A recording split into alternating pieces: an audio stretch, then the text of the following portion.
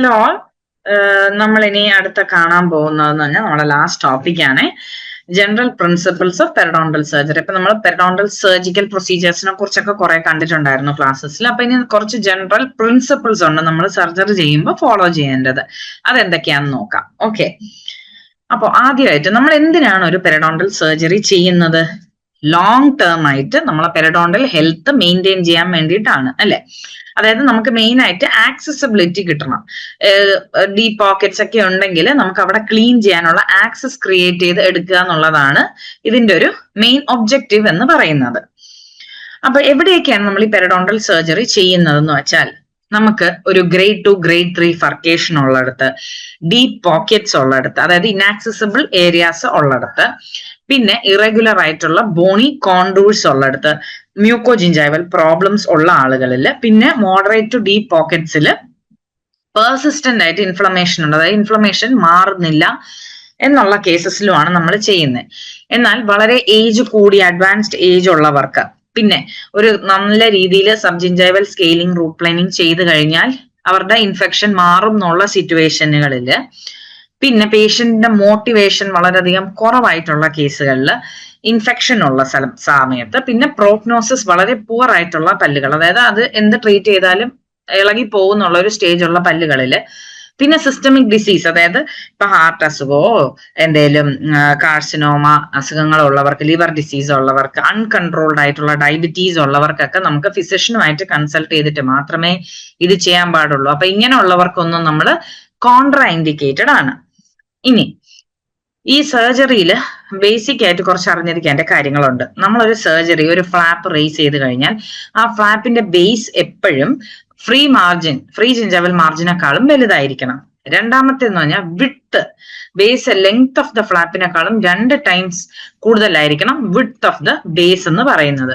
ബേസിൽ എപ്പോഴും ഒരു axial blood supply ഉണ്ടാവണം. പിന്നെ നമ്മൾ എപ്പോഴും ഫ്ലാപ്പ് പെരിയോസ്റ്റൽ എലിവേറ്റർ വെച്ച് റേസ് ചെയ്യുമ്പോൾ ആ ഫ്ലാപ്പ് എപ്പോഴും ബോണിൽ റെസ്റ്റ് ചെയ്തിരിക്കണം. ഓക്കെ, ടെൻഷൻ പ്രിവെന്റ് ചെയ്യാൻ വേണ്ടിയിട്ടാണ്. ഇനി നമ്മൾ ഇൻസിഷൻ ഇടുക എന്ന് പറഞ്ഞാൽ 15 അല്ലെങ്കിൽ 15C ബ്ലേഡ് ഉപയോഗിച്ചിട്ടാണ് നമ്മൾ ഇൻസിഷൻ ഇടുന്നത്. ഇൻസിഷൻ എന്ന് പറഞ്ഞാൽ നമുക്ക് മീസിയോ ഡിസ്റ്റൽ, അതായത് ഹൊറിസോണ്ടൽ ആവാം, അല്ലെങ്കിൽ ഒക്ലൂസോ അപ്പൈക്കൽ വെർട്ടിക്കൽ ഇൻസിഷൻസും ഇടാം. ഹൊറിസോണ്ടൽ ഇൻസിഷൻ എന്ന് പറയുമ്പോഴത്തേക്ക് നമുക്ക് അത് എപ്പോഴൊക്കെയാണ് ഉപയോഗിക്കുന്നതെന്ന് പറഞ്ഞാൽ, ഹൊറിസോണ്ടലി നമുക്ക് ഈ ഇമേജസ് കാണുന്ന പോലെ തന്നെ ഒന്ന് സ്ട്രെയിറ്റ് ആയിട്ട് ഇടാം, ഇല്ലെങ്കിൽ സ്കാലോപ്ഡ് ആയിട്ട് ഇടാം. ഇത് വെർട്ടിക്കൽ ഇൻസിഷന്റെ കൂടെ ജോയിൻ ചെയ്തിടാം, ചിലപ്പോൾ വെർട്ടിക്കൽ ഇൻസിഷൻ ഇല്ലാതെ നമുക്ക് യൂസ് ചെയ്യാം. അപ്പൊ ഈ ഹൊറിസോണ്ടൽ ഇൻസിഷൻ നമ്മൾ എവിടെ ഇടുന്നു എന്ന് വെച്ചാൽ, ഈ ഹൊറിസോണ്ടൽ ഇൻസിഷൻ കൊണ്ട് നമുക്ക് അഡിക്വേറ്റ് ആയിട്ടുള്ള ആക്സസ് കിട്ടും എന്നുള്ളപ്പോഴുള്ള സിറ്റുവേഷൻസിലാണ് നമ്മൾ ഹൊറിസോണ്ടൽ ഇൻസിഷൻസ് ഇടുന്നത്. ഇനി നമ്മൾ മെയിൻ ആയിട്ട് 3 ഇൻസിഷനാണ് ഫ്ലാപ്പ് സർജറിക്ക് ഉപയോഗിക്കുന്നത്. ആദ്യത്തത് ഇന്റേണൽ ബിവൽ, എ എന്നെഴുതിക്കുന്ന ഇന്റേണൽ ബിവൽ ഇൻസിഷൻ, ബി എന്നെഴുതിക്കുന്ന ക്രവിക്കുലാർ ഇൻസിഷൻ, സി എന്നെഴുതിക്കുന്നത് ഇന്റർഡെന്റൽ ഇൻസിഷൻ. ഓക്കെ, അപ്പൊ അതില് ഇന്റേണൽ ബിവൽ ഇൻസിഷൻ എന്താണെന്ന് പറഞ്ഞാൽ, അത് എന്തിനാണ് ചെയ്യുന്നത്? ഇന്റേണൽ ബിവൽ ഇൻസിഷൻ കൊണ്ടുള്ള ഏറ്റവും വലിയ അഡ്വാൻറ്റേജ് എന്താണെന്ന് വെച്ചാൽ, അത് വളരെ തിൻ ആയിട്ടുള്ള ഒരു ഇൻസിഷൻ ആണ്. അപ്പൊ നമുക്ക് ആ ഒരു ഷാർപ്പ് തിൻ ജിഞ്ചവൽ മാർജിൻ നമുക്ക് അവിടെ കിട്ടും. അത് വേഗം ഹീലായി അത് ബോണുമായിട്ട് അഡാപ്റ്റ് ആയി കിട്ടും. പിന്നെ പോക്കറ്റ് ലൈനിങ് റിമൂവ് ചെയ്യാൻ സമ്മതിക്കും. പിന്നെന്താണ്, relatively outer surface of the ജിഞ്ചൈവേനെ, വെളിയിൽ ഭാഗത്തുള്ള ജിഞ്ചൈവെ മാക്സിമം കൺസേർവ് ചെയ്യാനും നമുക്ക് സഹായിക്കും. ഇനി വേറെ കുറച്ച് ഇൻസിഷൻസ് ഉണ്ട്, ക്രവിക്കുലാർ, ക്രസ്റ്റൽ, സബ് മാർജിനൽ ഇൻസിഷൻസ് എന്ന് പറയുന്നത്. അതിൽ ഈ ക്രവിക്കുലാറും ക്രസ്റ്റലും എന്ന് പറഞ്ഞാൽ ഇന്റേണൽ ബിവൽ ഇൻസിഷൻസ് ആണ്. ഓക്കെ, അതായത് തിൻ മാർജിൻസ് കിട്ടുന്ന ഇൻസിഷൻ ആണ്. ഈ ക്രവിക്കുലാർ ഇൻസിഷനെ നമ്മൾ വേറെ കുറച്ച് പേരുകളിൽ അറിയും, അതായത് inter crevicular, intra crevicular, inter circular, intra circular, circular incision മുതലായ പേരുകളിൽ. ക്രസ്റ്റൽ ഇൻസിഷന് വേറൊരു പേര് എന്ന് പറഞ്ഞാൽ മാർജിനൽ ഇൻസിഷൻ. അപ്പൊ ഇത് രണ്ടും ഇന്റേണൽ ബിവൽ ഇൻസിഷൻസ് ആണ്. പിന്നുള്ള സബ് മാർജിനൽ, അതെന്ന് പറഞ്ഞാൽ എക്സ്റ്റേണൽ ബിവൽ അല്ലെങ്കിൽ ഇന്റേണൽ ബിവൽ ഇൻസിഷൻ ആവാം. ഈ സബ് മാർജിനൽ ഇൻസിഷൻ നമ്മൾ എവിടെ ഉപയോഗിക്കും എന്ന് പറഞ്ഞാല്, അഡിക്വേറ്റ് ആയിട്ടുള്ള തിക് കെരാറ്റിനൈസ് ടിഷ്യൂ ഉള്ളിടത്താണ് നമ്മൾ സബ് മാർജിനൽ ഇൻസിഷൻ ഉപയോഗിക്കുന്നത്. അല്ലാത്ത തിന്നായിട്ട് കെരാറ്റിനൈസ് ടിഷ്യൂ ഉള്ളിടത്ത് നമ്മൾ യൂസ് ചെയ്ത് കഴിഞ്ഞാൽ എന്ത് പറ്റുമെന്ന് പറഞ്ഞാൽ, എന്താണോ എത്രത്തോളം കെരാറ്റിനൈസ് ടിഷ്യൂ ആണോ നമ്മൾ പ്രിസർവ് ചെയ്യാൻ, ആ ടിഷ്യൂവും കൂടെ റിമൂവ് ആയി പോവുകയാണ് ചെയ്യുന്നത്. ഓക്കെ, അപ്പൊ അങ്ങനെയുള്ള തിന്നായിട്ടുള്ള കെരാറ്റിനൈസ് ടിഷ്യൂ ഉള്ളിടത്ത് നമ്മൾ ഉപയോഗിക്കുന്ന ഇൻസിഷൻ ആണ് ക്രസ്റ്റൽ ഇൻസിഷൻ. ഓക്കെ, അപ്പൊ തിക്കായിട്ടുള്ള കെരാറ്റിനൈസ് ടിഷ്യൂ ഉള്ളിടത്താണ് നമ്മൾ സബ് മാർജിനൽ ഇൻസിഷൻ ഉപയോഗിക്കുന്നത്. അല്ലാത്ത പക്ഷം നമ്മൾ ക്രസ്റ്റൽ ഇൻസിഷൻ ആണ് ഉപയോഗിക്കാറ്. ഇനി അടുത്ത വേർട്ടിക്കൽ ഇൻസിഷൻ. വേർട്ടിക്കൽ ഇൻസിഷൻ എന്ന് പറഞ്ഞാൽ ഇപ്പൊ പേര് പോലെ തന്നെ നമ്മൾ വേർട്ടിക്കലി ഇടുന്ന ഇൻസിഷൻ ആണ്. പക്ഷെ ഇത് ഇടുമ്പോൾ വളരെയധികം സൂക്ഷിക്കണം. കുറച്ച് ഭാഗങ്ങളിൽ ഇത് ഇടാൻ പാടില്ല. അതായത് ഇന്റർ പ്രോക്സിമൽ കറക്റ്റ് അവിടെ വരുന്ന രീതിയിൽ ഇടരുത്. റാഡിക്കുലർ സർഫസിൽ വരുന്ന രീതിയിലും ഇടരുത്. പിന്നെ ബേസ് ഒരിക്കലും മാർജിനേക്കാളും കുറയരുത്. ലോങ് ആയിട്ട് നാരോ ആയിട്ടുള്ള ഫ്ലാപ്പ് നമ്മൾ ഇടാൻ പാടില്ല. ഓക്കെ. പിന്നെ ലിംഗ്വൽ പാലറ്റൽ ഏരിയാസിൽ ഇത് അവോയ്ഡഡ് ആണ്. ബക്കൽ സർഫസിലാണ് നമ്മൾ ഉപയോഗിക്കുന്നത്. ഇത് നമുക്കൊരു ഹൊറിസോണ്ടൽ ഇൻസിഷനുമായിട്ട് ജോയിൻ ചെയ്തും ഇടാം, ഇല്ലാതെയും ചെയ്യാം. ഇനി നമ്മൾ 2 ടൈപ്പ് ഫ്ലാപ്പ് ആണ് നമ്മൾ ഏറ്റവും കൂടുതലും ഉപയോഗിക്കുന്നത്, ഫുൾ തിക്നെസ്സും പാർഷ്യൽ തിക്നെസ്സും. അതിന്റെ ഒരു ഡിഫറൻസിന്റെ ടേബിൾ ആണ്, നിങ്ങൾക്ക് ഒരു റെഫറൻസിന് വേണ്ടിയിട്ടാണ് കേട്ടോ വെച്ചിരിക്കുന്നത്. അപ്പം അതിന്റെ ഡിഫറൻസ് എന്ന് പറഞ്ഞാൽ ഹീലിംഗ് എപ്പോഴും പ്രൈമറി ഹീലിംഗ് ആയിരിക്കും ഫുൾ തിക്നെസ് ഫ്ലാപ്പിന്. പാർഷ്യൽ തിക്നെസ് എടുത്തു കഴിഞ്ഞാൽ സെക്കൻഡറി ഇന്റൻഷൻ ആയിരിക്കും. ടെക്നിക്കലി ഈസി ആണ് ഫുൾ തിക്നെസ്, ഡിഫിക്കൽട്ട് ആണ് നമ്മുടെ പാർഷ്യൽ തിക്നെസ്. ബോൺ ഡിഫക്റ്റിന്റെ ട്രീറ്റ്മെന്റ് എടുത്ത് കഴിഞ്ഞിട്ടുണ്ടെങ്കിൽ ഫുൾ തിക്നെസ് ഫ്ലാപ്പ് എന്ന് നമ്മൾ ഫുൾ തിക്നെസ്സിൽ റേസ് ചെയ്യുമ്പോൾ അത് വളരെ ഈസിയാണ് നമുക്കൊരു ബോൺ ഡിഫക്റ്റ് ട്രീറ്റ് ചെയ്യാൻ. എന്നാൽ പാർഷ്യൽ തിക്നെസ് ആകുമ്പോൾ അത് പാടാണ്. ഇനി ബ്ലഡ് സപ്ലൈ ഫ്ലാപ്പിലേക്ക് സഫീഷ്യന്റ് ആയിട്ട് കാണും ഫുൾ തിക്നെസ്സിന്, ഡെഫിഷ്യന്റ് ആയിരിക്കും നമ്മുടെ പാർഷ്യൽ തിക്നെസ്സിന്. ഇനി പെരിഡോണ്ടൽ പോക്കറ്റ് എലിമിനേറ്റ് ചെയ്യാൻ അത് രണ്ടും സാധിക്കും. പിന്നെ ബ്ലീഡിങ്ങും പോസ്റ്റ് ഓപ്പറേറ്റീവ് സ്വെല്ലിങ്ങും പോസ്റ്റ് ഓപ്പറേറ്റീവ് പെയിനും ഡിസ്കംഫർട്ടും എല്ലാം കൂടുതൽ ആർക്കായിരിക്കും? പാർഷ്യൽ തിക്നെസ് ഫ്ലാപ്പിനായിരിക്കും. ഫുൾ തിക്നെസ്സിന് കുറവായിരിക്കും. ഇനി thin flap preparation by primary incision വന്നിട്ട് അത് പാടാണ് ഫുൾ തിക്നെസ്, ഈസിയാണ് പാർഷ്യൽ തിക്നെസ്സിന്. ഇനി ഈ തിരിച്ച് അറ്റാച്ച് ഇഞ്ചൈവ വന്ന് ഹീൽ ആവുന്നത് വന്നിട്ട് പോസിബിൾ ആണ് 2 ടൈപ്പ് ഫ്ലാപ്പിന്. ഇനി നമ്മൾ യൂസ് ചെയ്യുന്ന സ്യൂച്ചേഴ്സ് ഏതൊക്കെയാന്ന് പറഞ്ഞാൽ നമ്മൾ non absorbable, absorbable, synthetic sutures use ചെയ്യുന്നുണ്ട്. നോൺ അബ്സോർബിൾ സിൽക്ക് ഉപയോഗിക്കുന്നുണ്ട്, നൈലോൺ ഉപയോഗിക്കുന്നുണ്ട്, പോളിസ്റ്റർ ഉപയോഗിക്കുന്നുണ്ട്. അബ്സോർബിളില് surgical gut, plain gut, chromic gut, ഇതൊക്കെ നിങ്ങൾ സർജറിയിലും പഠിച്ചിട്ടുണ്ടാവും അല്ലെ. പിന്നെ സിന്തറ്റിക് എന്ന് പറയുമ്പോൾ പോളിഗ്ലൈക്കോളിക്, പോളിഗ്ലൈക്കോണേറ്റ്, പോളിഗ്ലക്കാപ്രോൺ, അതൊക്കെ നമ്മൾ മോണോഫിലമെന്റ് ഉപയോഗിക്കാറുണ്ട്. ഇതിന്റെയൊക്കെ പേരറിഞ്ഞിരിക്കണം. ഇനിയാണ് നമ്മൾ ഡയറക്റ്റ് ആയിട്ട് പ്രിൻസിപ്പിൾസിലേക്ക് കയറുന്നത്. അപ്പൊ നമ്മൾ എപ്പോഴും ഔട്ട് പേഷ്യന്റ് സർജറി, അതായത് ആദ്യം നമ്മൾ phase 1 ഇവാലുവേഷന് ശേഷം നമ്മൾ പേഷ്യന്റിനെ ഒന്ന് റീഇവാലുവേറ്റ് ചെയ്ത് അവര് സർജറി വേണം എന്നുള്ള സിറ്റുവേഷനിലാണെങ്കിൽ നമ്മൾ പ്രീ മെഡിക്കേറ്റ് ചെയ്യും.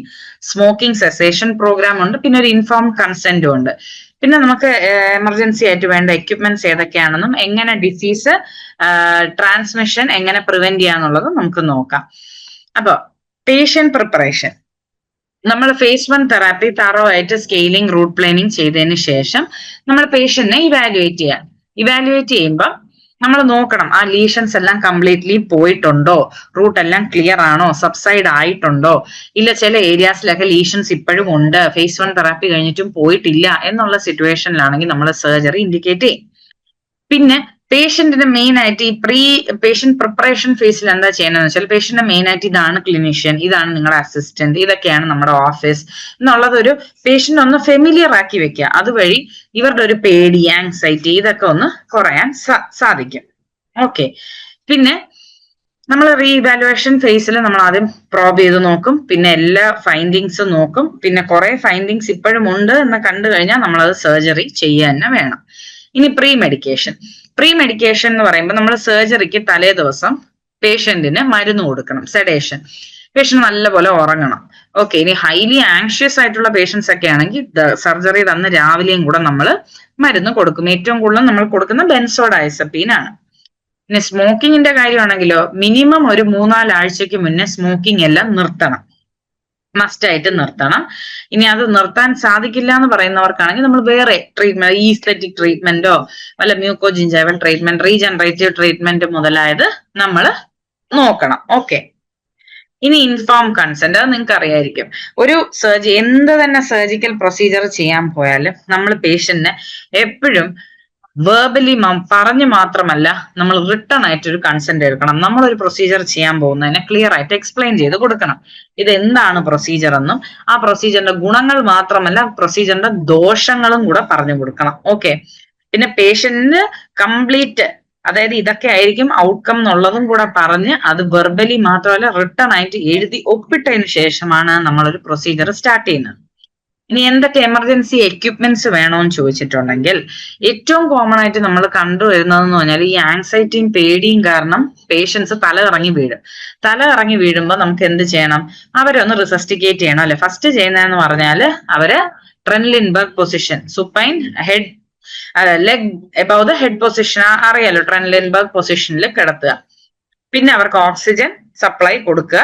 പിന്നെ പേഷ്യന്റ് ഫിയർ മാക്സിമം കുറയ്ക്കാൻ ശ്രമിക്കുക. അപ്പൊ നമ്മൾ എമർജൻസി ആയിട്ട് ഉപയോഗിക്കുന്ന ഡ്രഗ്സ് ഏതൊക്കെയാന്ന് പറഞ്ഞാൽ ഓക്സിജൻ വേണം, ഓറൽ ഗ്ലൂക്കഗൺ വേണം, ഗ്ലൂക്കോസ് വേണം, ഗ്ലൂക്കഗൺ ഇഞ്ചക്ഷൻ വേണം.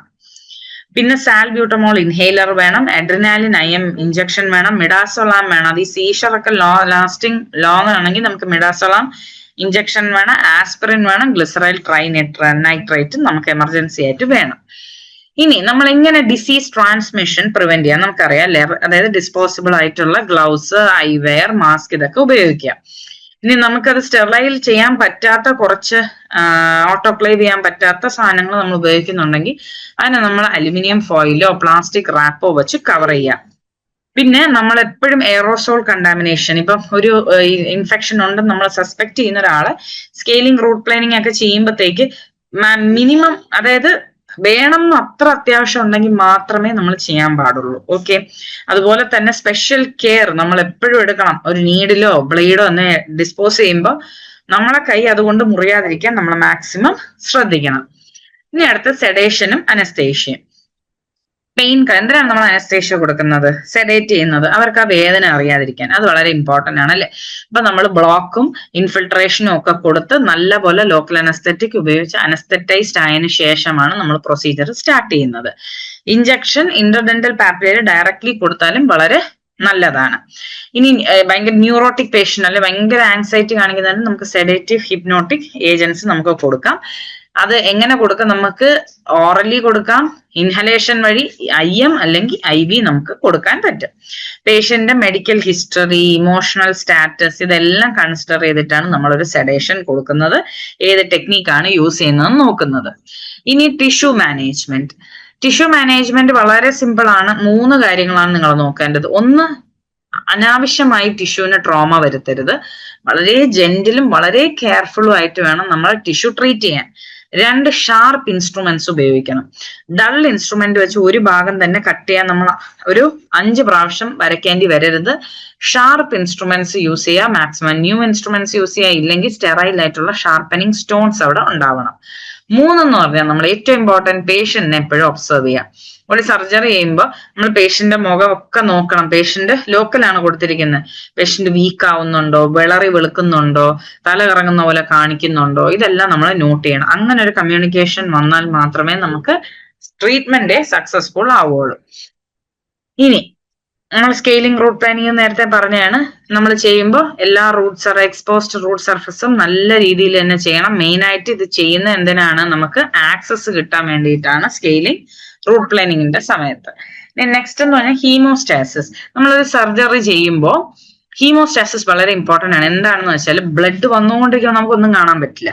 ബ്ലഡ് സ്റ്റോപ്പ് ചെയ്താൽ മാത്രമേ നമുക്ക് എത്രത്തോളം ഇൻഫെക്ഷൻ ഉണ്ട്, അത് എവിടെ വരെ എക്സ്റ്റെൻഡ് ചെയ്തിട്ടുണ്ട്, റൂട്ട് എങ്ങനെയുണ്ട്, ബോൺ എങ്ങനെയുണ്ട്, ഇതൊക്കെ ബോണിന്റെ പാറ്റേൺ എങ്ങനെയുണ്ട് എന്നൊക്കെ നമുക്ക് അറിയാൻ പറ്റുള്ളൂ. ഒരു ക്ലിയർ വ്യൂ കിട്ടത്തുള്ളൂ. അപ്പം എങ്ങനെയൊക്കെ കൺട്രോൾ ചെയ്യാം? മെയിൻ നമ്മൾ ഏറ്റവും കൂടുതൽ ഉപയോഗിക്കുന്ന ആസ്പിറേഷൻ അല്ലെ. ഒരു സക്ഷൻ വെച്ചിട്ട് നമ്മൾ ആസ്പിറേറ്റ് ചെയ്തെടുക്കും ബ്ലഡ്.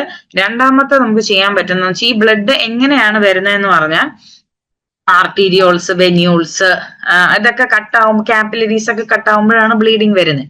അങ്ങനെയുള്ള സാഹചര്യത്തിൽ നമുക്ക് ഏറ്റവും എളുപ്പത്തിൽ ചെയ്യാൻ പറ്റുന്നത് വെച്ചാൽ വെറ്റ് ആയിട്ടുള്ള ഗോസ് വെച്ച് പ്രഷർ കൊടുക്കും. അപ്പൊ അത് ബ്ലീഡിങ് സ്റ്റോപ്പ് ആവും. ഈ വലിയ ആർട്ടറീസ് ഒക്കെ കട്ടാവുന്ന വളരെ റെയർ ആണ്. ഓക്കെ, അങ്ങനെ കട്ടാവാറില്ല. അങ്ങനെ കട്ടാവുന്ന വളരെ റെയർ ആണ്. കട്ടായി കഴിഞ്ഞാൽ നമുക്ക് എന്ത് ചെയ്യാന്ന് വെച്ചാൽ സ്യൂച്ചർ ചെയ്യാം. അത് സ്യൂച്ചർ ചെയ്ത് കഴിഞ്ഞാൽ ബ്ലീഡിങ് നിൽക്കും. അല്ലാത്ത പക്ഷം നമ്മൾ തണുത്ത വെറ്റ് ആയിട്ടുള്ള ഗോസ് നമ്മൾ വെച്ച് പ്രഷർ കൊടുക്കുകയാണ് ചെയ്യുന്നത്. ഇത് തന്നെ ഉള്ളൂ, സെയിം എക്സ്പ്ലനേഷൻ ആണ്. അതാണ് ഞാൻ പറഞ്ഞു പോകുന്നത്. വലിയ ആർട്ടറീസ് ഒക്കെ വച്ച് കഴിഞ്ഞ് കട്ടായിട്ടുണ്ടെങ്കിൽ നമുക്ക് സ്യൂച്ചർ ചെയ്ത് കൊടുക്കാം. പിന്നെ അനസ്തെറ്റിക്സ്, അതായത് ലോക്കൽ അനസ്തെറ്റിക്സ് വിത്ത് എപ്പിനെഫ്രിൻ നമുക്ക് യൂസ്ഫുൾ ആണ്. മൈനർ ബ്ലീഡിംഗ് ഒക്കെ കൺട്രോൾ ചെയ്യാൻ വേണ്ടിയിട്ട്. ഇതെല്ലാം വന്നിട്ട് വാസോ കൺസ്ട്രക്ഷൻ വഴിയാണ് അത് ആക്ട് ചെയ്യുന്നത്. ഓക്കെ, ഇനി നമ്മള് പക്ഷെ സർജറി കഴിഞ്ഞോണ്ട് വീട്ടിൽ പറഞ്ഞു വിടുവാണെങ്കിൽ വാസോ കൺസ്ട്രക്ടർ ഉപയോഗിക്കുകയും ചെയ്തത്, കാരണം അതിന്റെ എഫക്ട് കഴിയുമ്പോൾ ഭയങ്കര സിവിയർ ബ്ലീഡിങ് ആയിരിക്കും. അപ്പൊ നമ്മൾ എപ്പോഴും ഈ ബ്ലീഡിങ് കൺട്രോൾ ചെയ്യാൻ പറ്റാത്ത സ്ഥിതിയിലേക്ക് വരുന്നതിന് മുന്നേ തന്നെ നമ്മൾ മെഡിക്കൽ ഹിസ്റ്ററി എടുക്കുമ്പോൾ നമ്മൾ നോക്കണം പേഷ്യന്റിന് മുന്നേ വല്ല bleeding disorder, platelet deficiencies, coagulation, എന്തെങ്കിലും മെഡിക്കേഷൻസ് എടുക്കുന്നുണ്ടോ, പ്രഷർ ഉണ്ടോ, ഇതൊക്കെ നോക്കി ലബോറട്ടറി ടെസ്റ്റ് നടത്തി അതിന്റെ വാല്യൂ എടുത്ത് ഫിസിഷ്യനുമായിട്ട് കൺസൾട്ട് ചെയ്തതിനു ശേഷം മാത്രമേ നമ്മളൊരു ഇത് ചെയ്യാൻ പാടുള്ളൂ. ഇനി ത്രോംബിൻ എന്ന് പറയുന്നത് വെരി എഫക്റ്റീവ് ആയിട്ടുള്ള ഒരു ഡ്രഗ് ആണ് ബ്ലഡ് കോയാഗുലേറ്റ് ചെയ്യാൻ ടോപ്പിക്കലി കൊടുക്കുമ്പോൾ. പക്ഷെ ഒരിക്കലും ടിഷ്യൂലേക്ക് ഇഞ്ചെക്ട് ചെയ്ത് കൊടുക്കരുത്, കാരണം അത് ഭയങ്കര സീരിയസ് ആണ്, അത് മരണം വരെ സംഭവിക്കാൻ പറ്റും. ഓക്കെ, ടോപ്പിക്കലി മാത്രം അപ്ലൈ ചെയ്യാം. പിന്നെ ഈ ബൊവൈൻ ആയിട്ടുള്ള പശുക്കളിൽ നിന്ന് ഡിറൈവ് ചെയ്യുന്നതാണ്. അപ്പം ബൊവൈൻ റിലേറ്റഡ് പ്രോഡക്ട്സ് അലർജി ഉള്ളവർക്ക് നമുക്ക് ത്രോംബിൻ ടോപ്പിക്കലി അപ്ലൈ ചെയ്യാൻ പറ്റില്ല. ടോപ്പിക്കലിയാണ് ത്രോംബിൻ കൊടുക്കുന്നത്. ഓക്കെ, അടുത്തതെന്ന് പറഞ്ഞാൽ പെരിഡോണ്ടൽ ഡ്രസ്സിങ് അല്ലെങ്കിൽ പെരിഡോണ്ടൽ പാക്ക് എന്ന് പറയുന്നത് നമ്മൾ എന്താണ് നിങ്ങൾക്ക് എല്ലാം അറിയാം, ഒരു വെള്ള കളറല്ലേ ഇങ്ങനെ പാക്ക് വെച്ച് കൊടുക്കുന്നത്. സർജറി കഴിഞ്ഞാൽ നമ്മൾ പാക്ക് ചെയ്ത് കൊടുക്കും. എന്തിനാണ് പാക്ക് ചെയ്യുന്നത്? പോസ്റ്റ് ഓപ്പറേറ്റീവ് ആയിട്ട് ഇൻഫെക്ഷൻ വരാതിരിക്കാൻ, പെട്ടെന്ന് ഹീലാവാൻ, പിന്നെ പേഷ്യന്റ് ഭക്ഷണം കഴിക്കുമ്പോഴും ഒക്കെ ആ വൂണ്ടിൽ ഭക്ഷണം വരുമ്പോൾ അല്ലെങ്കിൽ എന്തെങ്കിലും ഒരു മാസ്റ്റിക്കേഷന്റെ സമയത്ത് പ്രൊട്ടക്ട് ചെയ്യാൻ വേണ്ടിയിട്ടും കൂടെയാണ്. നമുക്ക് രണ്ട് ടൈപ്പ് ഡ്രസ്സിംഗ് ആണ് നമ്മൾ കൂടുതൽ ഉപയോഗിക്കുന്നത്. Zinc oxide eugenol dressing, non യൂജിനോളും. ഇതിന്റെ കോമ്പോസിഷൻ ഒക്കെ നിങ്ങൾ കറക്റ്റ് ഇതിൽ പഠിക്കുന്ന പോലെ തന്നെ കേട്ടോ. അപ്പൊ ഈ സിങ്ക് ഓക്സൈഡ് യൂജിനോൾ ഡ്രസ്സിംഗ് എന്ന് പറഞ്ഞാൽ സിങ്ക് ഓക്സൈഡും ഉണ്ട്, യൂജിനോളും ഉണ്ട്. സിങ്ക് അസറ്റേറ്റ് ആൻഡ് ആക്സിലറേറ്റർ ആണ്, അപ്പൊ കുറച്ചുകൂടെ വർക്കിംഗ് ടൈം കിട്ടും. ലിക്വിഡ് ഇത് പറയേണ്ട കാര്യം DDME പഠിക്കുന്നുണ്ടാവും അല്ലെ. സിങ്ക് ഓക്സൈഡ് യൂജിനോൾ ഡ്രസ്സിങ് നമുക്ക് ലിക്വിഡും പൗഡറും ആയിട്ട് കിട്ടും. അത് മിക്സ് ചെയ്ത് നമ്മൾ പേഷ്യന്റ് അത് പാക്ക് ക്രിയേറ്റ് ചെയ്യും. പക്ഷെ യൂജിനോൾ ചിലപ്പം അലർജിക് റിയാക്ഷൻ, ബേണിംഗ് സെൻസേഷൻ ഉണ്ടാക്കാൻ സാധ്യതയുണ്ട്. അപ്പൊ നോൺ യൂജിനോൾ ഡ്രസ്സിംഗ് ഉണ്ട്. അതിന് മെറ്റാലിക് ഓക്സൈഡ്, ഇത് രണ്ട് ട്യൂബിലാണ് വരുന്നത്, പേസ്റ്റ് പോലെ. ആ രണ്ടും കൂടെ നമ്മൾ ആക്ടിവേറ്ററും ഇതും മിക്സ് ചെയ്ത് നമ്മൾ ഉണ്ടാക്കും. ഒരു ട്യൂബിൽ സിങ്ക് ഓക്സൈഡും ഓയിലും ഗമ്മും ഫംഗിസൈഡ് തൈഡോളും ആണ് ഉള്ളത്. മറ്റതില് ലിക്വിഡ് കോക്കനട്ട് ഫാറ്റി ആസിഡും റോസിനും ബാക്ടീരിയോസ്റ്റാറ്റിക് ഏജന്റ് ക്ലോറോതൈമോളും ആണ് ഉള്ളത്. അപ്പം ഈ ഡ്രസ്സിങ്ങിന്റെ ഗുണമെന്ന് പറഞ്ഞാൽ ഇനി യൂജിനോൾ ഇല്ല, അപ്പൊ ബേണിംഗ് സെൻസേഷൻ ഇല്ല. ഓക്കെ, അതല്ലാതെ നമുക്ക് ഉപയോഗിക്കാൻ സൈനോ അക്രലൈറ്റും ടിഷ്യൂ കണ്ടീഷണേഴ്സും ഒക്കെ നമ്മൾ ഉപയോഗിക്കാറുണ്ട്. ഇനി ഡ്രസ്സിംഗ് എന്ന് പറഞ്ഞാൽ യൂഷ്വലി നമ്മൾ ഇന്റർഡെന്റൽ സ്പേസസിലേക്ക് ഇങ്ങനെ ഇന്റർലോക്ക് ചെയ്താണ് നമ്മൾ ഫേഷ്യൽ ലിംഗ്വൽ പോർഷന് ഇന്റർഡെന്റലിയും കൂടെ കയറ്റിയാണ് നമ്മൾ ഇന്റർലോക്ക് ചെയ്താണ് ഈ ഡ്രസ്സിങ് വെക്കാറ്. ഇപ്പൊ ഒത്തിരി ഐസൊലേറ്റഡ് ടീത്തോ അല്ലെങ്കിൽ ഒത്തിരി ഒരു ആർച്ചിൽ ഒത്തിരി പല്ല് മിസ്സിങ് ആണെങ്കിൽ നമുക്ക് ഡ്രസ്സിങ് ചെയ്യാൻ പാടായിരിക്കും. അപ്പൊ നമ്മൾ എന്ത് ചെയ്യുന്ന വെച്ചാൽ ഈ ഡെന്റൽ ഫ്ലോസ് വെച്ച് കെട്ടി വെക്കും. ഇനി ആന്റി ബാക്ടീരിയൽ പ്രോപ്പർട്ടി എന്ന് പറഞ്ഞാല് അതായത് എന്തിനാണ് പെരിഡോണ്ടൽ ഡ്രസ്സിങ് വെക്കുന്നത്? ഞാൻ പറഞ്ഞല്ലോ, ഹീലിംഗ് കൂടാനും ഒരു ഡിസ്കംഫർട്ട് പ്രിവെന്റ് ചെയ്യാനും ഒക്കെ. അതിനൊരു പ്രത്യേകിച്ച് ഒരു ഓർഡറോ അല്ലെങ്കിൽ ഒരു ടേസ്റ്റോ ഒന്നും തന്നെ ഇല്ല. പിന്നെ നമ്മൾ അതില് ബാസിട്രാസിൻ, ടെറാമൈസിൻ, നിയോമൈസിൻ, നൈട്രോഫ്യൂറാസോൺ ഇതെല്ലാം നമ്മൾ ഉപയോഗിക്കുന്നുണ്ട്. അപ്പൊ ബാക്ടീരിയോ സ്റ്റാറ്റിക് ആക്ടിവിറ്റി. അപ്പം നമ്മൾ എപ്പോഴും ശ്രദ്ധിക്കണം, ആന്റിബയോട്ടിക് ഈ പ്രോഡക്ട്സ് ഒക്കെ ഉപയോഗിക്കുമ്പോൾ നമ്മൾ എപ്പോഴും ശ്രദ്ധിക്കണം, കാരണം ഹൈപ്പർ സെൻസിറ്റിവിറ്റി റിയാക്ഷൻസ് വരാനുള്ള ചാൻസ് ഉണ്ട്. പിന്നെ നമ്മൾ എപ്പോഴും ഈ സിങ്ക് ഓക്സൈഡ് യൂജിനോൾ പാക്ക് എടുക്കുമ്പോൾ അതിനകത്ത് ടെട്രാസൈക്ലിൻ ആഡ് ചെയ്യുന്നത് റെക്കമെൻഡഡ് ആണ്, കാരണം ഒരു ലോങ് പ്രൊസീജിയർ ഒക്കെ ചെയ്യുമ്പോഴത്തേക്ക് നമ്മളത് ആഡ് ചെയ്യാൻ റെക്കമെൻഡഡ് ആണ്. പിന്നെ ആപ്ലിക്കേഷൻ ഇതിപ്പോ ഞാൻ പറഞ്ഞ പോലെ തന്നെ നിങ്ങൾ ഇതൊക്കെ വളരെ സിമ്പിൾ ആയിരിക്കും. 2 ട്യൂബ് എടുക്കുക, മിക്സ് ചെയ്യുക, നമ്മള് പാക്ക് ഉണ്ടാക്കി. പാക്ക് ഇങ്ങനെയാണ് നമ്മൾ ഇൻഡോഡെന്റലി, ഫേഷ്യലി, ലിംഗ്വലി ഇന്റർലോക്ക് ചെയ്ത് നമ്മൾ പാക്ക് ചെയ്ത് വെക്കും. ഓക്കെ, ഇനി സ്പ്ലിറ്റ് തിക്നെസ് ഫ്ലാപ്പ് ഉപയോഗിക്കുമ്പോഴത്തേക്ക് ഇനി ടിൻ ഫോയിൽ വെച്ച് കവർ ചെയ്യണം.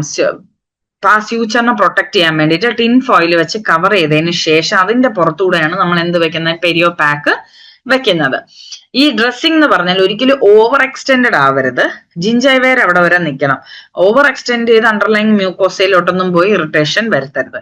ഇനി എക്സസ് ഡ്രസ്സിംഗ് വന്നു കഴിഞ്ഞിട്ടുണ്ടെങ്കിൽ തന്നെ അത് നാക്കുമായിട്ടല്ല, ഡെഫിനറ്റ് ആയിട്ട് നമുക്ക് നാക്ക് വെച്ച് അത് തൊടുമ്പോൾ അതൊരു ഇന്റർഫറൻസ് വരും.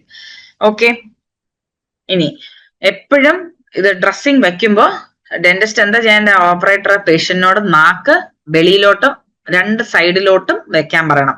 അപ്പൊ കാരണം ആ ഒരു നിങ്ങൾ സെക്കൻഡറി ഇംപ്രഷൻ ചെയ്യുന്ന പോലെ അത് ചെയ്യുമ്പോൾ എക്സസ് ആയിട്ടുള്ളതെല്ലാം പുറത്തോട്ട് ചാടും. അപ്പൊ നമുക്ക് അവിടെ വെച്ചത് കട്ട് ചെയ്യാം, അത് എലിമിനേറ്റ് ചെയ്ത്, അത് മീൻസ് അത് ട്രിം ചെയ്ത് റെഡിയാക്കി വെക്കാം. എക്സസ് എല്ലാം എടുത്ത് മാറ്റാം. എന്നിട്ട് ഒരാഴ്ച നമ്മൾ വെക്കും. ഓക്കെ, പിന്നെ വേണമെങ്കിൽ അത് ഒരാഴ്ചയും കൂടെ എക്സ്റ്റെൻഡ് ചെയ്യും. ഇനി പേഷ്യന്റ് ആ സ്ഥലത്തുനിന്ന് നഷ്ടപ്പെട്ടു പോയി ഡ്രസ്സിങ്, പേഷ്യന്റ് ഭയങ്കര അൺകംഫർട്ടബിൾ ആണെങ്കിൽ നമ്മൾ റീഡ്രസ് ചെയ്ത് കൊടുക്കുക. അത് എങ്ങനെ റീഡ്രസ് ചെയ്യുക, അവിടെ വെച്ച് ബാക്കി മെറ്റീരിയൽ ഫിക്സ് ചെയ്യല്ലേ, ഈ ഡ്രസ്സിങ്ങിനെ മാറ്റി വാം വാട്ടറിൽ ഇറിഗേറ്റ് ചെയ്ത് അനസ്തെറ്റിക് എല്ലാം വെച്ചതിന് ശേഷം നമ്മൾ ഡ്രസ്സിങ് വെച്ച് ഒരാഴ്ചത്തേക്ക് വെക്കും. ഇനി നമ്മൾ പോസ്റ്റ് ഓപ്പറേറ്റീവ് കുറച്ച് ഇൻസ്ട്രക്ഷൻസ് കൊടുക്കും. എന്താണ് ഇൻസ്ട്രക്ഷൻസ് കൊടുക്കുന്നത് നിങ്ങൾക്ക് മനസ്സിലായോ? 2 ട്യൂബ് വെച്ച് മിക്സ് ചെയ്ത് നമ്മൾ പെരിയോ പാക്ക് ഇങ്ങനെ വെക്കും. ബക്കൽ ലിംഗ്വൽ വെച്ച് ഇന്റർഡെന്റലിയും കൂടെ ചേർത്ത് ലോക്ക് ചെയ്താണ് വെക്കുന്നത്. പക്ഷേ ഇതൊരിക്കലും ഓവർ എക്സ്റ്റെൻഡ് ആവരുത്, ജിഞ്ചൈവ വരെ എക്സ്റ്റെൻഡ് ആവാവുള്ളൂ. ലിംഗ്വലി വെക്കുമ്പോൾ നമ്മൾ പേഷ്യന്റിനെ കൊണ്ട് നാക്ക് വെളിയിലോട്ടും 2 സൈഡിലോട്ടും ഇടും. എന്തിനാ? എക്സസ് വരാൻ. എക്സസ് നമ്മൾ ട്രിം ചെയ്ത് കളയും. അങ്ങനെ കറക്റ്റ് പൊസിഷനിൽ നമ്മൾ ഒരാഴ്ച വെക്കും. വേണമെങ്കിൽ ഒരാഴ്ചയും കൂടെ എക്സ്റ്റെൻഡ് ചെയ്ത് വെക്കും. ഇതിനിടയിൽ അതെങ്ങാനും ഇളകിപ്പോയിട്ടുണ്ടെങ്കിൽ പേഷ്യന്റ് വരുമ്പോൾ നമ്മൾ എന്താക്കും, അതിനെ കംപ്ലീറ്റ് ആയിട്ട് ഊരി ചെറു ചൂടുവെള്ളത്തിൽ ഒന്ന് റിൻസ് ചെയ്ത് ലോക്കൽ അനസ്തെറ്റിക് അപ്ലൈ ചെയ്ത് രണ്ടാമത് ഡ്രസ്സിങ് ചെയ്ത് നമ്മൾ ഒരാഴ്ച റിവ്യൂവിന് വിടും. ഓക്കെ, ഇനി പോസ്റ്റ് ഓപ്പറേറ്റീവ് എന്താണെന്ന് പറഞ്ഞാൽ അസിറ്റമിനോഫെൻ ടാബ്ലറ്റ് ഓരോ 6 മണിക്കൂർ അവരെടുക്കണം, 24 മണിക്കൂർ. പിന്നെ ആസ്പിരിൻ എടുക്കാൻ പാടില്ല, കാരണം ബ്ലീഡിങ് കൂടും. പിന്നെ ഡ്രസ്സിങ് ഒരു കുറച്ച് മണിക്കൂറിൽ അതങ്ങ് ഹാർഡൻ ആവും. അപ്പൊ നമുക്ക് ഭക്ഷണമൊക്കെ കഴിച്ചാൽ അത് പിടിച്ചു നിൽക്കും, പെട്ടെന്ന് പൊട്ടിപ്പോകത്തില്ല. ഇനി ഓഫീസിൽ വന്ന് മാത്രമേ ഡ്രസ്സിങ് റിമൂവ് ചെയ്യാൻ പാടുള്ളൂ, അല്ലാതെ നമ്മൾ കൈവച്ചോ ഒന്നും നമ്മൾ റിമൂവ് ചെയ്യാൻ ശ്രമിക്കരുത്. ആദ്യത്തെ 3 മണിക്കൂറിൽ ചൂടുവെള്ളം, ചൂട് ഭക്ഷണങ്ങൾ ഒഴിവാക്കുക. ചൂടുവെള്ളവും 24 മണിക്കൂറത്തേക്ക് ഒഴിവാക്കുക. സെമി സോളിഡ് ആയിട്ടുള്ള ഫൈനലി നമ്മൾ അരച്ച ഭക്ഷണങ്ങൾ മാക്സിമം കഴിക്കാൻ നോക്കുക. പിന്നെ ഈ ഓറഞ്ച് പോലത്തുള്ള ഹൈലി സിട്രസ് ആയിട്ടുള്ള ഫ്രൂട്ട് ജ്യൂസസ്, ഭയങ്കര സ്പൈസി ഫുഡ്, പിന്നെ പെപ്സി, കൊക്കക്കോള, എന്തെങ്കിലും ബിവറേജസ് എല്ലാം നമ്മൾ അവോയ്ഡ് ചെയ്യണം, കാരണം ഭയങ്കരമായി വേദന വരും. ബ്രഷ് ചെയ്യുമ്പോൾ ബാക്കിയുള്ള പല്ലുകളൊക്കെ ബ്രഷ് ചെയ്യുക, ഡ്രസ്സിങ്ങിന്റെ മുകളിൽ ബ്രഷ് ചെയ്യാതിരിക്കുക. ബ്രഷും ഫ്ലോസും ബാക്കിയുള്ള സൈഡിൽ നമുക്ക് ചെയ്യാം. പിന്നെ ക്ലോറെക്സിഡിൻ റിൻസ് ഉപയോഗിക്കുക. ഫസ്റ്റ് പോസ്റ്റ് ഓപ്പറേറ്റീവ് വീക്ക് എന്ന് പറഞ്ഞാൽ പേഷ്യന്റ് നമ്മൾ 0.12% ക്ലോറെക്സിഡിൻ ഗ്ലൂക്കണേറ്റിൽ റിൻസ് ചെയ്യുക സർജിക്കൽ പ്രൊസീജിയറിൽ, പിന്നെ ട്വൈസ് ഡെയിലി അണ്ടിൽ നോർമൽ ആവുന്നിടം വരെ. പിന്നെ നമുക്ക് ഫോളോയിങ് കോംപ്ലിക്കേഷൻസ് നമ്മൾ ഫസ്റ്റ് പോസ്റ്റ് ഓപ്പറേറ്റീവ് വീക്കിൽ നമുക്ക് പ്രതീക്ഷിക്കാം. എന്തൊക്കെയാന്ന് പറഞ്ഞാൽ സർജറി കഴിഞ്ഞിട്ടും പേഴ്സിസ്റ്റന്റ് ആയിട്ടുള്ള ബ്ലീഡിങ്, അങ്ങനെയുള്ള സിറ്റുവേഷനിൽ നമ്മൾ എന്ത് ചെയ്യും? ഡ്രസ്സിങ് റിമൂവ് ചെയ്ത് ലോക്കൽ അനസ്തേഷ്യ കൊടുക്കുക. പ്രഷർ കൊണ്ട് ബ്ലീഡിങ് സ്റ്റോപ്പ് ചെയ്തിട്ട് പിന്നെയും റീഡ്രസ് ചെയ്ത് കൊടുക്കുക.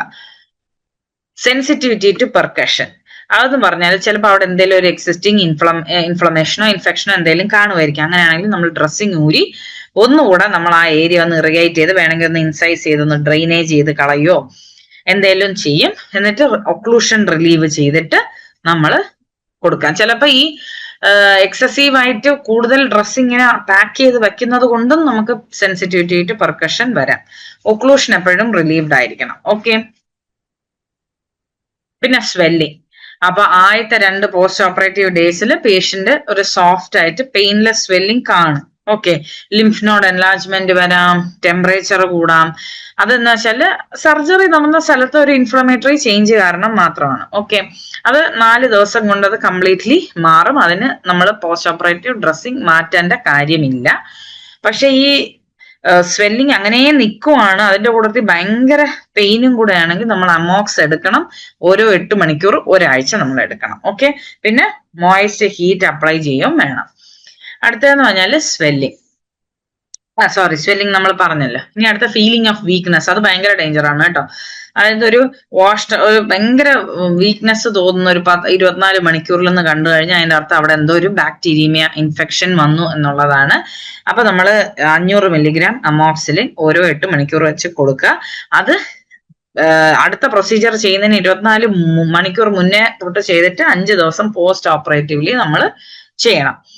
ഇനി dressing removal and return visit. Okay, patient ഒരാഴ്ച കഴിഞ്ഞ് നമ്മളടുത്ത് വരുന്നു, റിവാലുവേഷൻ. അപ്പൊ പെരിഡോണ്ടൽ ഡ്രസ്സിങ് എല്ലാം നമ്മൾ ക്യൂററ്റ് ഇൻസേർട്ട് ചെയ്ത് നമ്മൾ റിമൂവ് ചെയ്യും.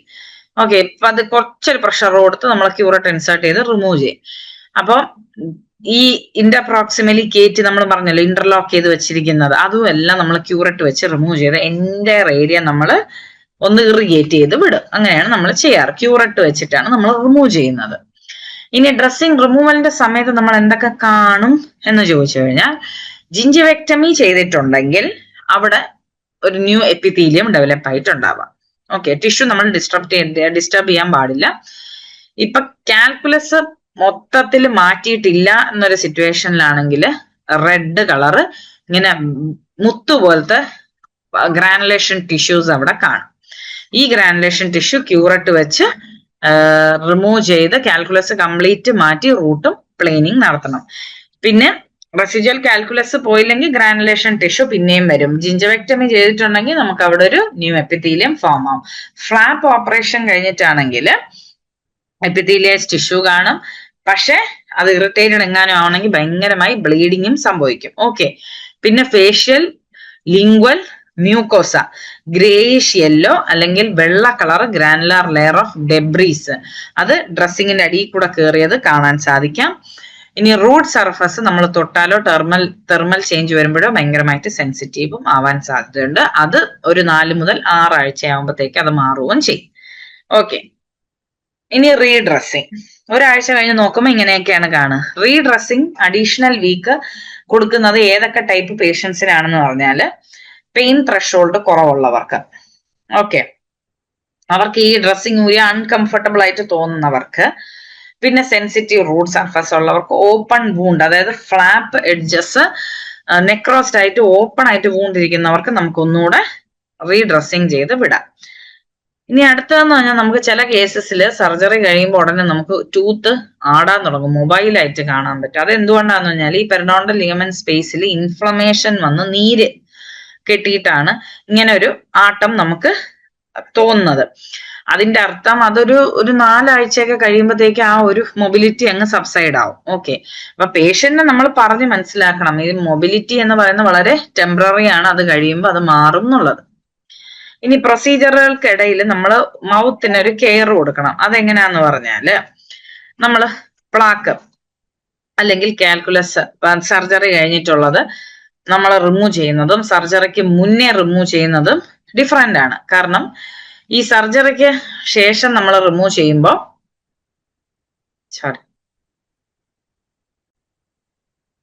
ഓക്കെ, അപ്പൊ നമ്മൾ പറഞ്ഞ എന്തായിരുന്നു, പ്ലാക്ക് അല്ലെങ്കിൽ ബയോഫിലിമിന്റെ റിമൂവൽ എന്ന് പറഞ്ഞാൽ സർജറിക്ക് മുന്നേയും സർജറിക്ക് ശേഷവും രണ്ടും ഭയങ്കര ഡിഫറൻസ് ആണ്. കാരണം സർജറിക്ക് ശേഷമുള്ള ക്ലീനിങ് എന്ന് പറഞ്ഞാൽ അവിടെ അവിടെ പുണ്ണുണ്ടല്ലോ, ഒരു മുറിവുണ്ട്, അത് നമുക്ക് അത് ഹീൽ ആവുന്നതേ ഉള്ളൂ. അന്നേരം അവിടെ ഹാർഡ് ബ്രഷ് ഒന്നും ഇട്ട് ചെയ്യരുത്, വളരെ സോഫ്റ്റ് ബ്രഷ് ആയിരിക്കണം, വിഗറസ് ബ്രഷിങ് പാടില്ല.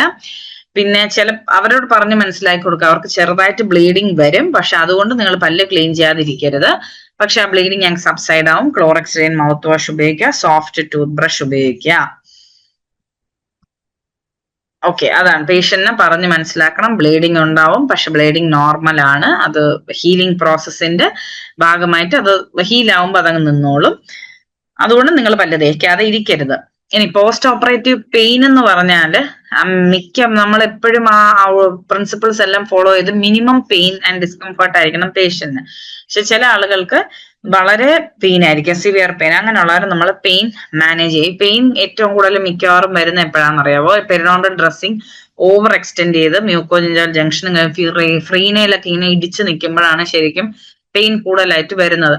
അപ്പൊ നമ്മൾ ആ ഡ്രസ്സിങ് റിമൂവ് ചെയ്ത് എക്സസ് ഡ്രസ്സിങ് റിമൂവ് ചെയ്ത് കഴിയുമ്പോഴത്തേക്ക് 24 മണിക്കൂറിൽ അതങ്ങ് ശരിയാവും. ഓക്കെ, പക്ഷെ ഈ എന്താണ് ഒരു 24 മുതൽ 48 മണിക്കൂർ എല്ലാ ഹെൽത്തി ആയിട്ടുള്ള പേഷ്യൻസിനാണെങ്കിൽ നമ്മൾ ഇബുപ്രൊഫൻ കൊടുക്കും.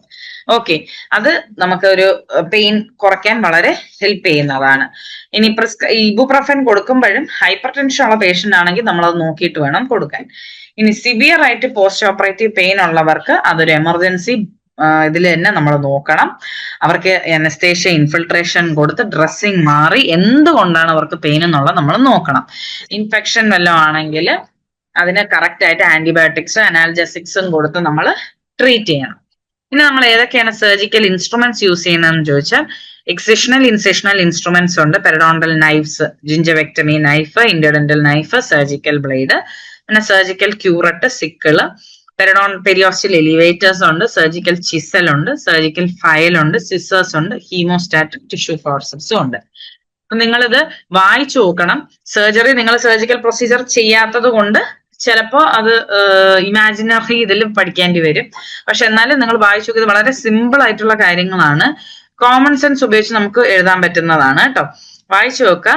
എന്തെങ്കിലും ഡൗട്ട് ഉണ്ടെങ്കിൽ ചോദിച്ചാൽ മതി. ഓക്കെ, നമുക്കിനി കുറച്ച് MCQs കൂടെ നോക്കാം.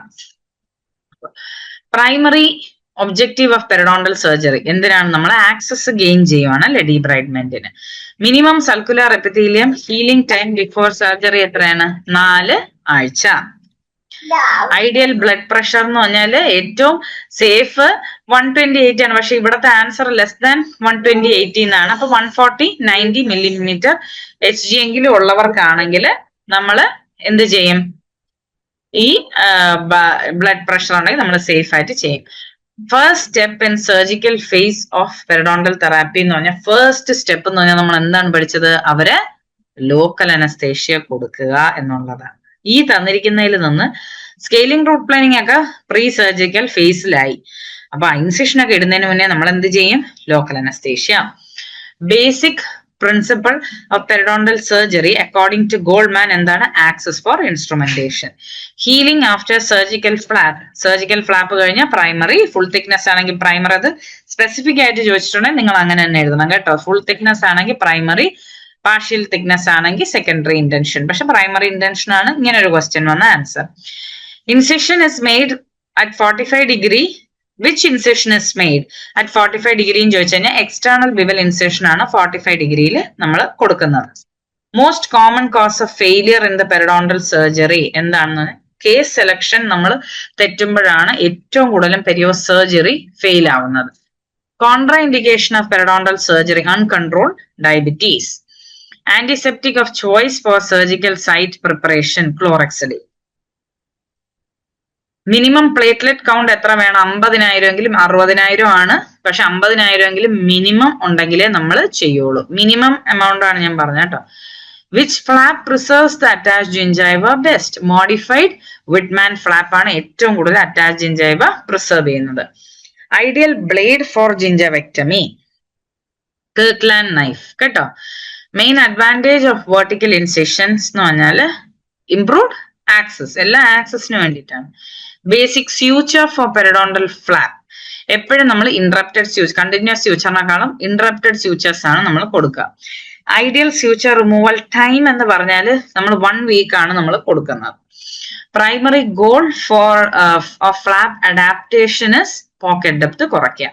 മിനിമം എത്ര കെരാറ്റിനൈസ്ഡ് ജിഞ്ചൈവ വേണം? മിനിമം 2 mm എങ്കിലും കെരാറ്റിനൈസ്ഡ് ജിഞ്ചൈവ വേണം. Bone sounding is done too. Bone sounding ചെയ്യുന്നത് ഞാൻ ഈ മുന്നേ ബോൺ സൗണ്ടിങ്, ബോൺ സ്വേജിങ് എന്നൊക്കെ ഉള്ള പ്രോസസ് പറഞ്ഞു തന്നു. ബോൺ സൗണ്ടിങ് ചെയ്യുന്നത് എന്തിനാണ്? ബോൺ മോർഫോളജി അസസ് ചെയ്യാൻ. Healing of gingivectomy wound occurs by gingivectomy. Okay, അത് നിങ്ങൾ കൺഫ്യൂസ്ഡ് ആവണ്ട. ഫ്ലാപ്പ് ആണെങ്കിൽ പ്രൈമറി ഇന്റൻഷൻ, ജിഞ്ചവെക്ടമി ആണെങ്കിൽ സെക്കൻഡറി ഇന്റൻഷൻ ആണ് കേട്ടോ. Internal bevel incision will remove all of the above. Thinnest periodontal tissue is definitely junctional epithelium. For healing, periodontal pack is kept for 7 to 10 days. Periodontal dressing's primary function is to protect the wound. ഇതൊക്കെ direct question അല്ലേ. Best suture material silk ആണ്. Which flap gives maximum access എന്ന് പറഞ്ഞാൽ apically displaced flap ആണ് ഏറ്റവും access തരുന്ന flap. Reverse bevel incision refers to internal bevel incision ആണ് നമ്മൾ റിവേഴ്സ് ബിവൽ ഇൻസിഷൻ എന്ന് പറയുന്നത്. Healing after flap surgery is complete in ഒരു മാസമൊക്കെ കഴിയുമ്പോഴത്തേക്ക് ഹീലിംഗ് വരും. Periodontal surgery bone recontouring is called as. Bone recontouring ആണ് ചോദിച്ചത്. Osteoplasty. Most common complication after flap surgery is definitely എന്താണ്? സെൻസിറ്റിവിറ്റി. ഭയങ്കരമായി സെൻസിറ്റിവിറ്റി വരും. അപ്പൊ ഇതാണ് പ്രിൻസിപ്പിൾസ് ഓഫ് പെരിഡോണ്ടൽ സർജറി. നിങ്ങൾ വായിച്ചു നോക്കിയിട്ട് എന്തെങ്കിലും ഡൗട്ട് ഉണ്ടെങ്കിൽ ചോദിക്കാം കേട്ടോ. Thank you.